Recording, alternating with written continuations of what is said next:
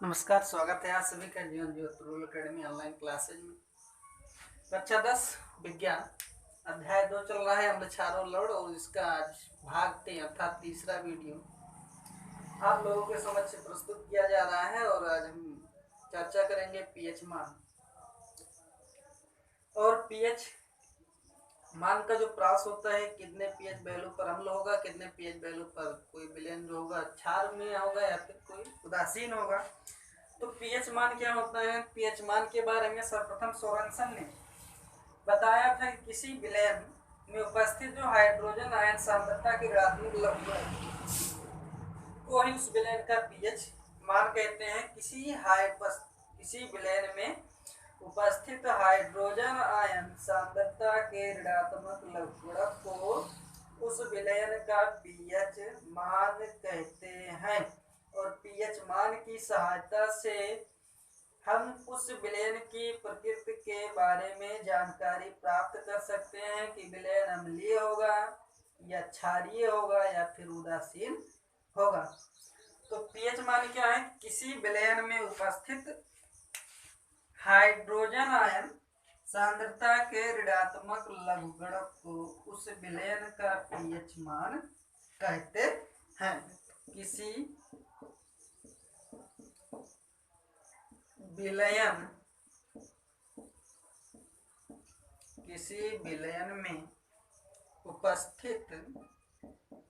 विलयन में उपस्थित हाइड्रोजन आयन सांद्रता के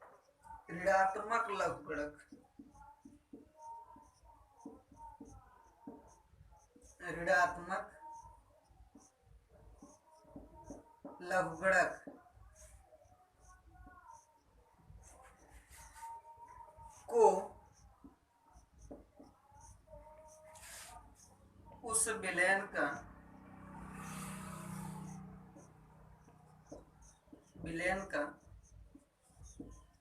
मान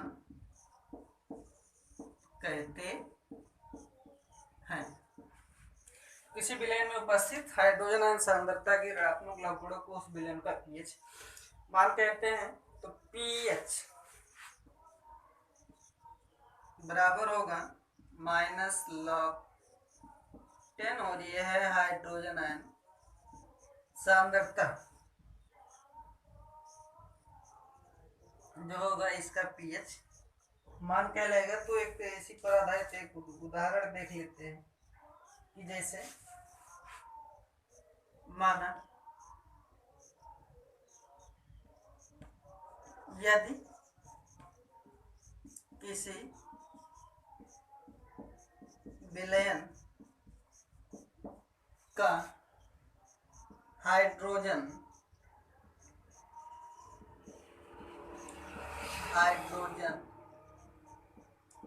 आयन सांद्रता, किसी विलयन का हाइड्रोजन आयन सांद्रता मान लेते हैं 1×10⁻⁶ है। विलयन का पीएच मान तथा प्रकृति ज्ञात कीजिए।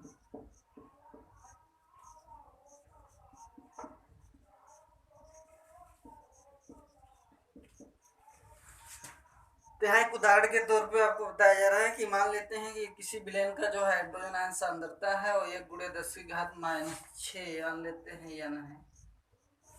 और तो इसमें निकालना है कि विलयन का पीएच मान तथा विलयन की प्रकृति ज्ञात करनी है। तो सूत्र हमारा है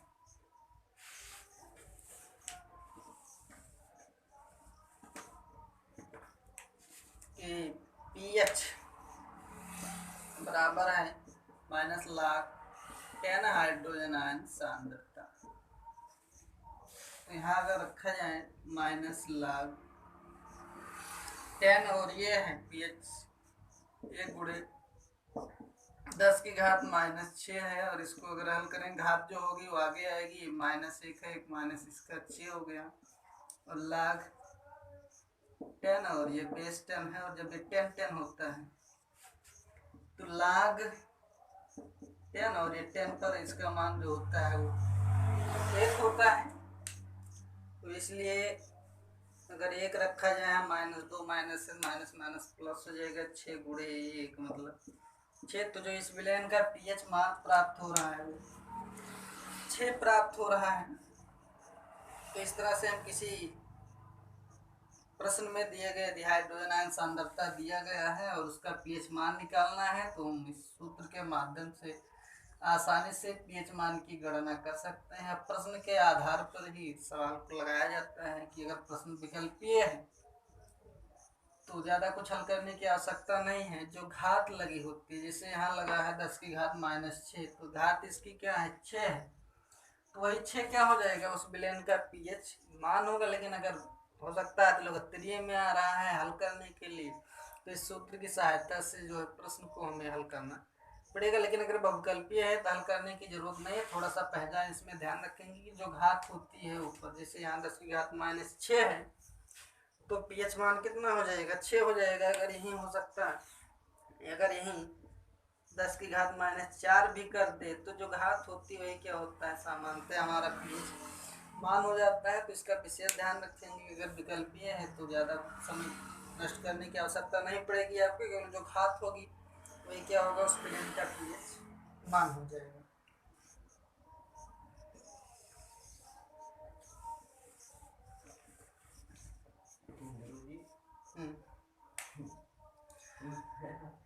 अब आगे पढ़ते हैं इसमें पीएच प्रास। पीएच का प्रास, तो पीएच का जो प्रास होता है वो 0 से 14 तक चलता है।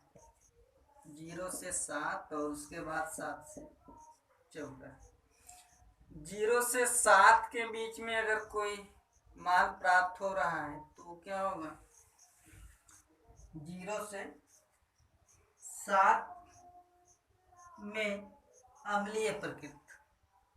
ये क्या होगा, इसकी प्रकृति कैसी होगी, अम्लीय होगी। और 7 पर उदासीन होगी विलयन की प्रकृति। तो 7 से अधिक आ रहा है तो विलयन की जो प्रकृति होगी वो क्षारीय होगी प्रकृति।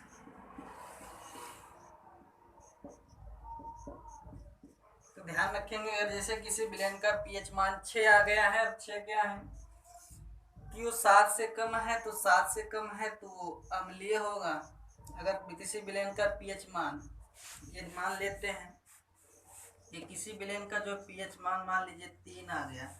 अब 3 क्या है, अगर इस प्रास में देखा जाए तो 3 7 से छोटा है, 7 से कम है, इसलिए 7 से कम जितने भी पीएच वैल्यू होंगे वो सब क्या होंगे, अम्लीय होंगे। ये कैसा हो जाएगा,